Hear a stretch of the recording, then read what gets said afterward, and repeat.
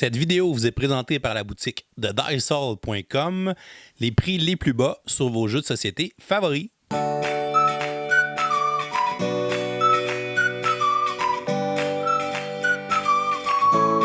Hey, salut tout le monde, bienvenue dans le coup de cœur du mois de novembre. Faut pas que je me trompe, du mois de novembre 2019. Martin Lafrenière, Stéphane Couture de la zone de jeux de société. J'ai décidé de ramener Stéphane encore pour le coup de cœur. Est-ce que tu es content d'être là? Je suis super content d'être là avec eux autres. Ouais. Mais la façon qu'il dit ça, c'est comme si j'étais son petit chien que tu le sors de l'année. Non, pas du tout. Pas du tout. Au contraire, je suis content parce que souvent, on a des horaires très conflictuels, toi puis moi.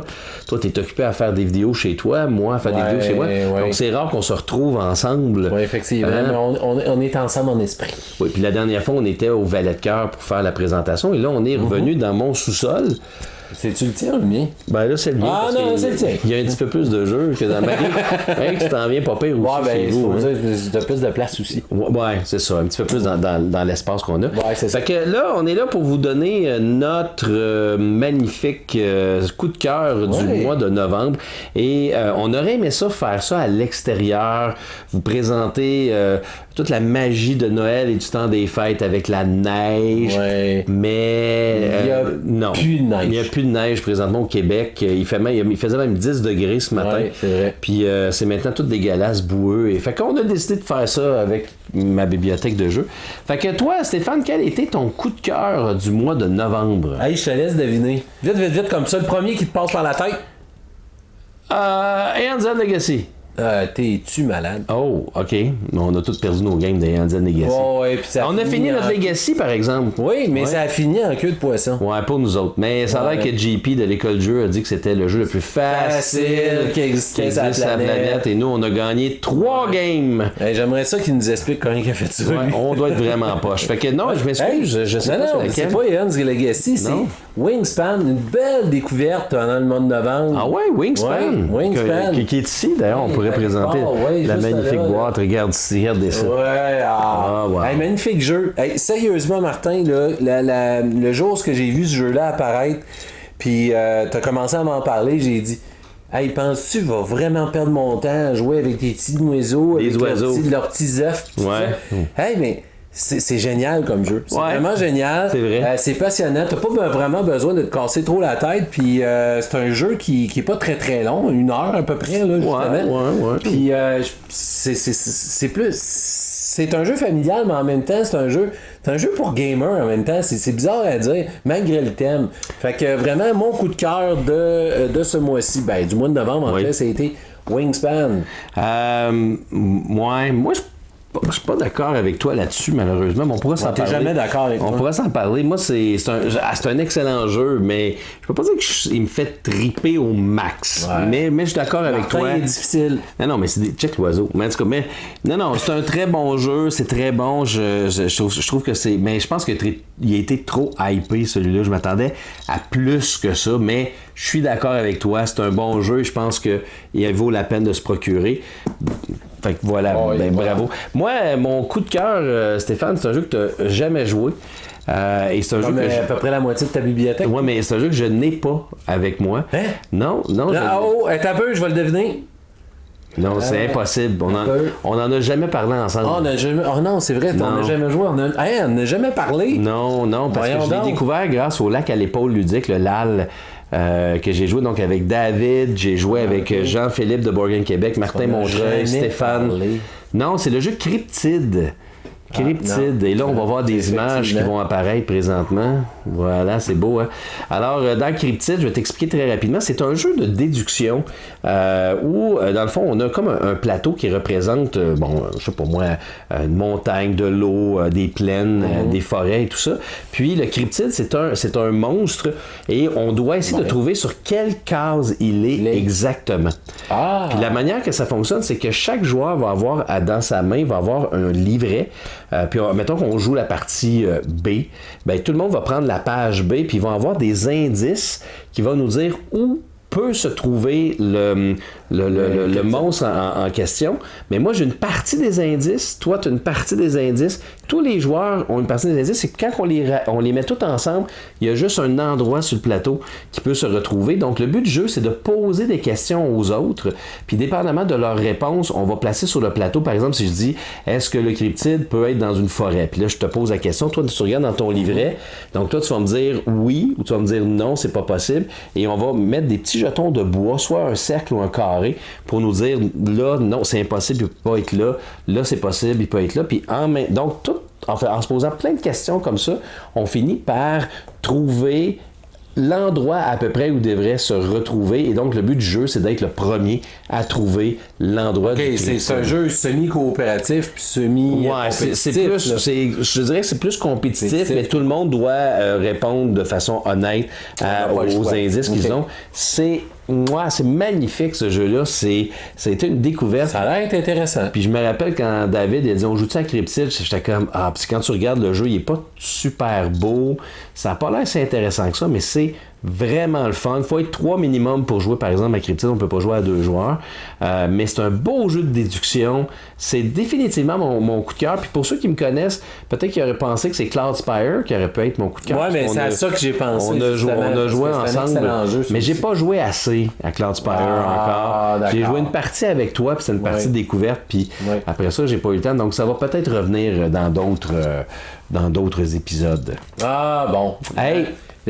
Mon explication Wingspan n'était pas aussi longue que la tienne. Non, je sais, mais c'est pas grave. J'aurais expliqué comment ça jouait, mais bon, c'est pas grave. Mais c'est pas grave. Au début, on avait juste le droit à 2-3 minutes sur les vidéos de David, mais j'ai vu les nouveaux collaborateurs, des fois, ils font des vidéos de 5-6 minutes. Donc, je me permets de le faire. Donc, on pourrait raconter une joke question de remplir le temps? Non, je pense qu'on va arrêter ça là parce que les gens sont comme tannés de nous entendre. Fait que, joyeuse fête. Joyeuse fête, Martin. Joyeuse fête à tout le monde. Oui, joyeuse fête surtout à David. Merci beaucoup, David. Encore une fois, ça a été super cool de participer au coup de cœur pendant toute l'année. Tu es un être extraordinaire et je vous invite tout le monde à aller écouter son podcast qui est un board game presque parfait. C'est du bonbon, c'est super bon, c'est extraordinaire, c'est bien fait. Allez voir ça sur toutes les plateformes de podcast. Hey, on y va au prochain. Là. Oui, toi, c'est à ton tour. Let's go. On t'écoute.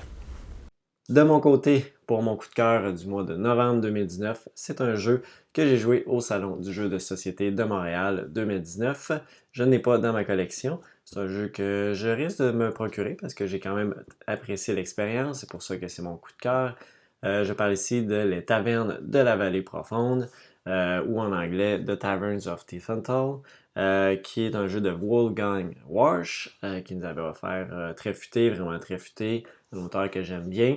Dans Les Tavernes de la Vallée Profonde, c'est un jeu d'une 60aine de minutes où on va avoir du recrutement de dés, une espèce de draft de dés. On va avoir du placement de dés sur notre plateau dans notre taverne pour activer différents personnages, différentes actions qui vont nous permettre d'avoir de l'argent et de la bière pour aller recruter soit des nouveaux clients et aller recruter des nouveaux salariés, des nouveaux ouvriers qui vont travailler dans notre taverne. Et le but va être de faire le plus de points. Donc, chaque carte qu'on recrute va valoir des points. Et les cartes de plus grande valeur, ce sont les nobles. Eux, ce sont des clients qu'on veut avoir et qui nous payent très cher et qui nous donnent, en fait, ils ne nous payent pas très cher dans la partie quand on fait leur action, mais ils nous volent beaucoup de points à la fin de la partie. Donc, c'est très intéressant d'aller en chercher le plus que l'on peut. Et on peut aussi améliorer notre taverne en payant les différents coûts. Et encore là, à chaque fois qu'on fait une augmentation, bien, ça nous apporte un noble. Donc, plus on a une taverne attrayante pour les nobles, bien, plus on va en avoir dans notre taverne. Et c'est un jeu, une espèce de semi-deck building où on va aller, les cartes qu'on va recruter vont revenir. Et le principe du jeu, c'est là, quand on fait la première phase du jeu, on va révéler les cartes de notre deck. Et les cartes qu'on a recrutées dans la ronde précédente vont sur le dessus. On les sort une à une et jusqu'à temps qu'on ait rempli notre ligne de clients. Donc, toutes nos tables sont pleines et après ça, on arrête de piger des cartes. Mais ça se peut que dans les cartes qu'on pige, bien, ça va être des serveurs, des gars pour aller chercher la bière, des plongeurs pour laver la vaisselle. Donc, tout ça va nous permettre de faire plus d'actions, en fait, aller chercher plus de bière augmenter le pouvoir de nos actions, en fait, quand on en a plus. Et puis, donc tout ça jusqu'à temps qu'on ait rempli nos clients qui va nous arrêter pour la manche après ça. On va faire les différentes actions de la manche, donc recruter des dés, placer des dés et aller recruter des nouvelles cartes. Donc c'est assez simple comme jeu, mais vraiment sympathique, une belle stratégie derrière ce jeu-là. Il y a différents modules aussi qui permettent d'avoir des parties différentes aussi. Donc c'était mon coup de cœur pour le mois de novembre 2019, les tavernes de la Vallée Profonde.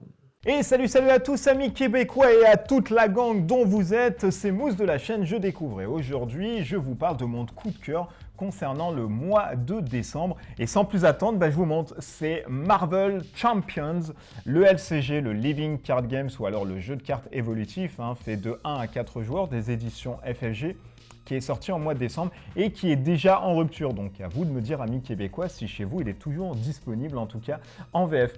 Alors pourquoi je l'ai mis directement en coup de cœur ce mois-ci? Alors bien évidemment j'aime les Marvel et les super-héros, du coup pour moi j'ai une affinité qui se crée directement dessus.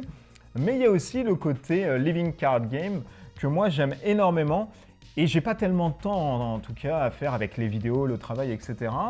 Et je m'étais dit, voilà, c'est dommage parce que Horror Arkham, le LCG, qui est tiré un peu des mêmes mécanismes, etc., que celui-ci emprunte, parce qu'on a de l'intrigue, on a aussi du deck building, etc.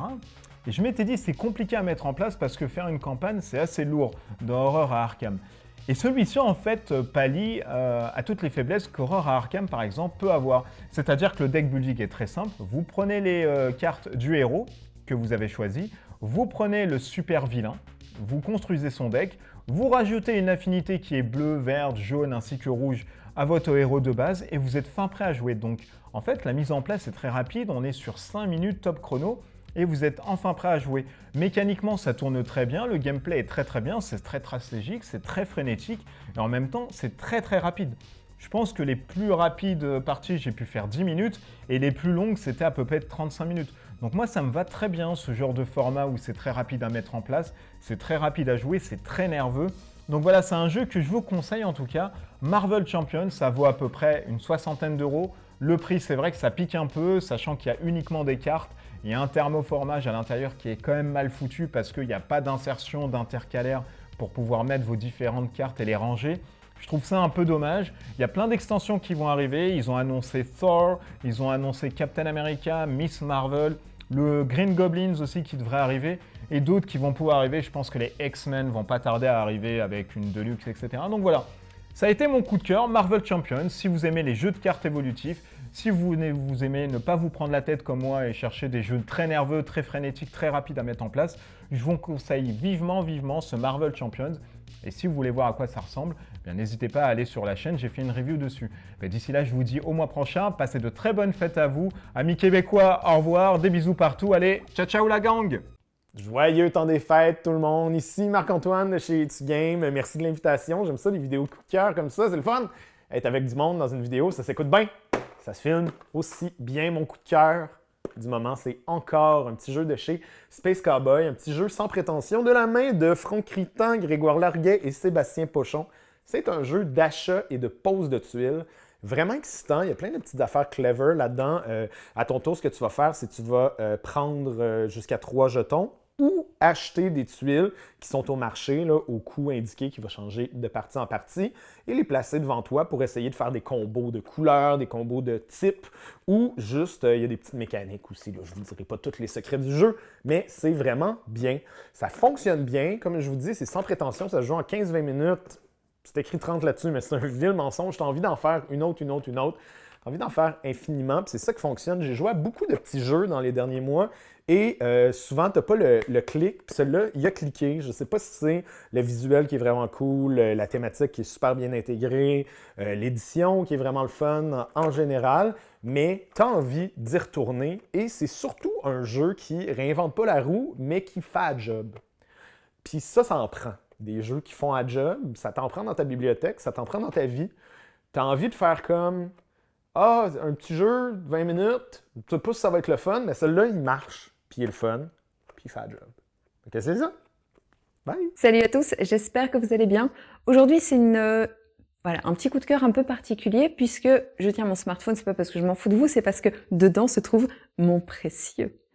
En effet, j'ai décidé aujourd'hui de vous parler d'un portage de jeux de société en application. Alors moi, je suis très téléphone et j'ai tout le temps envie d'essayer les nouveautés, j'ai envie de découvrir un peu ce qui se passe, donc j'ai pas mal d'applis jeux. Et là, vraiment, pour l'instant, je suis bloquée, mais complètement, sur l'appli de Terraforming Mars. Alors comme vous le voyez, c'est un jeu que je possède, j'en ai longuement parlé, c'est mon jeu préféré au monde et je suis hyper contente parce qu'ils ont enfin sorti l'appli sur smartphone, ce qui me permet d'y jouer. Au niveau de la différence avec l'appli de Steam, c'est exactement la même. D'ailleurs, vous pouvez jouer sur smartphone avec quelqu'un qui est sur Steam, ça marche, c'est tout à fait possible. Et l'idée, en fait, c'est qu'ils ont réussi à minimiser au maximum l'interface pour que vous puissiez jouer sur votre précieux. Et c'est trop bien.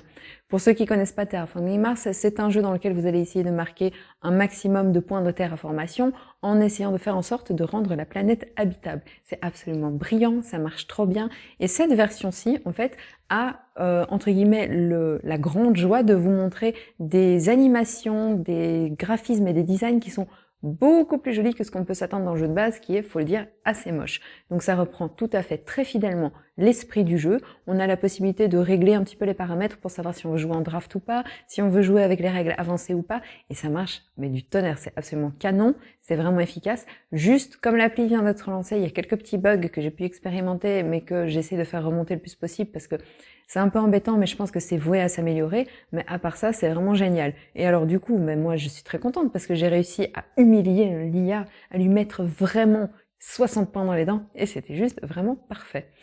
Enfin bref, moi, je vais pas m'appesantir dessus. Je vous dis juste que pour quelque chose comme à peu près 10 $ ou 9 €, vous pouvez vous procurer cette appli, que c'est un pur bonheur, que ça passe très bien le temps quand vous attendez votre train ou quand vous faites votre trajet de boulot le matin ou le soir, quand vous avez envie de vous détendre un peu. C'est ultra bien fait. Le tutoriel est génial pour ceux qui connaissent pas le jeu et qui voudraient le découvrir. Il y a moyen de débloquer des petits achievements pour les fans de jeux vidéo. Enfin bref, tout y est.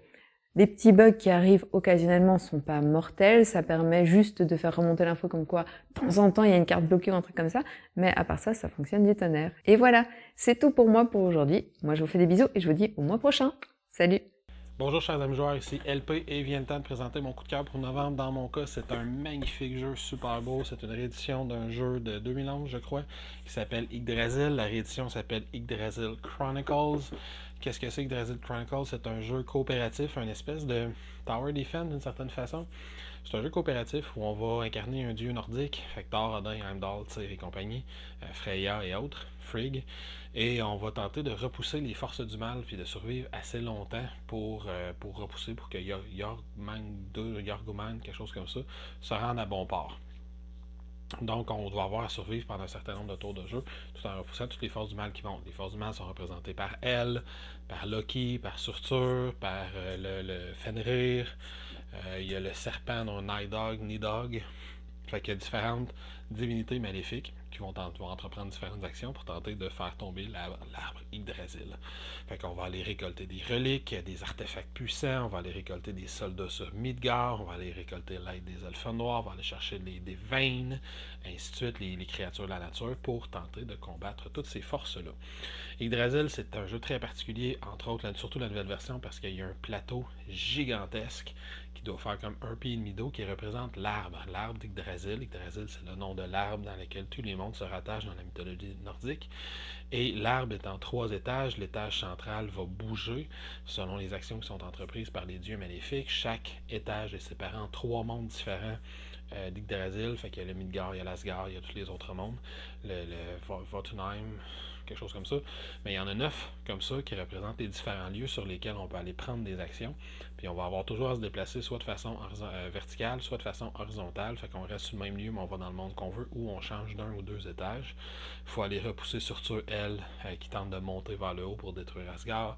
Il faut repousser le serpent Nidhogg qui est en train d'essayer de détruire Midgard. Il faut repousser Fenrir qui est emprisonné dans sa prison. Il faut le ramener dans sa prison. Loki se promène d'un monde à l'autre puis il essaie d'avoir plein de complots malfaisants un peu partout. Fait qu'il faut l'empêcher puis le renvoyer dans sa prison aussi. On a plein de choses à faire. C'est un jeu qui est extrêmement difficile, mais qui est super satisfaisant quand on réussit à l'emporter, puis on réussit pas souvent.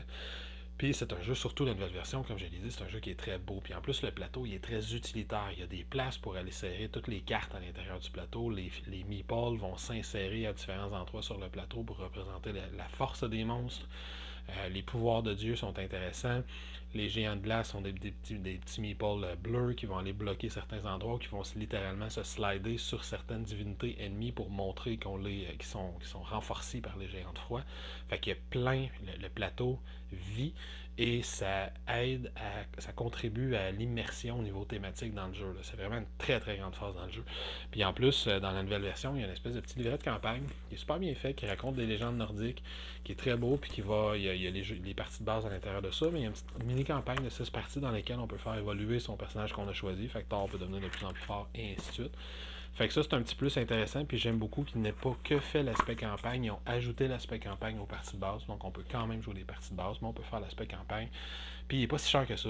Fait que si c'est quelque chose qui vous intéresse, un Tower Defense très difficile, très thématique dans l'univers nordique, Yggdrasil Chronicles, c'est mon coup de cœur pour novembre, il va être dans mes jeux de l'année, c'est presque sûr. Salut David, merci de l'invitation de partager mon coup de cœur. Un mois de novembre, assez difficile au niveau du choix, beaucoup de nouveautés essayées. Alors, belle surprise avec God of War, un petit deck building, 1 à 4 joueurs dans l'univers du jeu vidéo. J'ai adoré mon expérience. Je me suis également réconcilié avec Marvel Champion, le jeu de cartes. On avait fait une première partie ensemble. À 4, c'est un peu trop long. 1-2 joueurs, vraiment idéal. J'ai fait beaucoup de parties au courant du mois. C'est probablement le jeu que j'ai joué le plus. J'ai adoré. Et finalement, mon coup de cœur du mois. J'y vais avec le choix de JP du mois dernier. Probablement le choix de Martin de ce mois-ci, puisque j'ai fait une partie avec Martin Lafrenière de la Zone. Mode coopératif, on peut également jouer en mode compétitif. Des scénarios, j'aime beaucoup l'aspect puzzle qui s'ajoute dans celui-ci. D'ailleurs, je le préfère même à l'autre jeu de Chip Theory Games, on parle de Too Many Bones. L'aspect Tower Defense me faisait peur au début, mais c'est vraiment un scénario de développement qui se passe et on va avoir différentes factions à gérer, c'est tout asymétrique, vraiment une belle réussite et c'est vraiment un jeu très difficile. Lorsqu'on l'installe, on commence à jouer, on dit il va être infaisable et plus la partie avance et plus on commence à mettre les morceaux de puzzle à la bonne place pour finalement avoir un peu de lumière au bout du tunnel jusqu'à la fin. C'est pas souvent le cas pour la victoire, mais c'est excellent. Alors je vous le conseille, Cloudspire, si vous avez la chance de l'essayer, c'est ma suggestion pour le mois de novembre. On se revoit le mois prochain. Salut tout le monde. Bye. Salut les gamers, pour ma part, pour mon coup de cœur du mois de novembre 2019, j'y vais avec le jeu Last Bastion, qui est une refonte du grand classique Ghost Stories d'Antoine Boza, un jeu coopératif réputé très difficile. Dans cette nouvelle version 2.0, on a changé seulement quelques règlements pour rendre le gameplay un peu plus fluide, un peu plus facile à comprendre aussi, surtout la façon dont les espèces de fantômes se promenaient sur les cartes pour pouvoir les hanter et tout ça. Donc là, on va tout simplement ajouter des jetons et si on les enlève pas, on va en ajouter plus loin. Donc c'est plus simple à comprendre comme principe, c'est moins de gestion si on veut, puis on a plus d'options quand on va décider de les enlever au lieu de juste les faire reculer. Puis on a changé quelques tuiles du village, donc quelques tuiles qui sont différentes, on a changé les effets ou on a amélioré les effets, mais en gros ça reste quand même 85% le même jeu, un jeu que j'ai toujours adoré, un jeu qui est très difficile, qui demande beaucoup de défis, qu'il faut gérer bien nos personnages, puis l'esprit de coopération est vraiment grand à l'intérieur du jeu. Dans celui-là on retrouve encore le même esprit, on est dans un autre univers, on est plus dans du médiéval fantastique, très très classique, mais on a vraiment une superbe production, encore une fois avec des figurines pour les personnages, donc le graphisme aussi c'est super beau, donc une belle production pour le matériel, c'est vraiment encore très le fun à jouer, j'ai encore réussi à gagner malgré qu'on a perdu aussi certaines parties, donc ça reste un jeu quand même qui est un bon défi. Donc si vous n'avez pas encore Ghost Stories dans votre collection, allez vous chercher Last Bastion. Je pense pas qu'il est nécessaire de les avoir tous les deux, ça fait un jeu qui est vraiment trop semblable, mais Ghost Stories qui commence à être dur à trouver, donc on a accès maintenant à Last Bastion qui est tout aussi excellent selon moi. Donc il se mérite mon coup de cœur pour novembre 2019. On va vous souhaiter un joyeux temps des fêtes pour le mois de décembre. Vous allez avoir sûrement beaucoup d'occasions de jouer à vos jeux de société. Faites-nous part de votre coup de cœur du mois de novembre en commentaire sous la vidéo. On a hâte de lire ça, voir quel jeu vous avez découvert. Et encore une fois, un gros merci à tous mes collaborateurs et collaboratrices pour participer au segment des coups de cœur à chaque mois et de partager ça avec vous. N'oubliez pas, pendant le temps des fêtes, allez voir The Rise of Skywalker, le nouveau Star Wars. On a hâte que ça sorte pour pouvoir mettre une fin à toute cette histoire-là. Donc, joyeux temps des fêtes à tout le monde et continuez de gamer.